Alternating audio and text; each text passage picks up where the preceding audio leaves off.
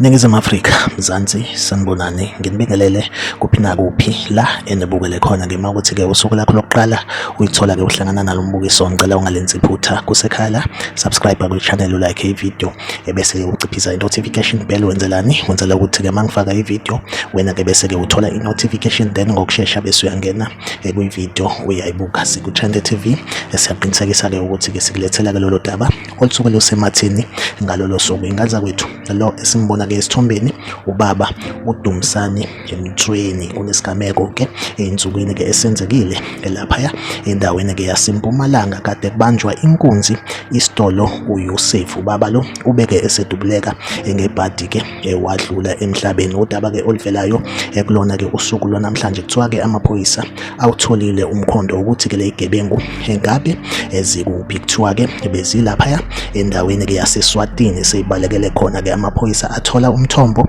aseke ephikelela khona, nathi nje ayababingelela base bedubula kuqala, then-ke amaphoyisa aseyabashaya bobabili, then-ke base-ke beshona kanjalo. Lesigameko esenzeke khona-ke laphaya endaweni yaseSwatini la ebebese bebalekele khona. Like ivideo, subscribe kwi-channel, uphinde ucommente kwi-comment section ungitshela ukuthi wena kuthini ukuphawula kwakho ngalolo daba la kwiZiku-Trend TV. Ngizohlezi ngikhona ngulethela-ke indaba eyisematheni usuku nosuku. Asihlangabezane kwivideo elandelayo.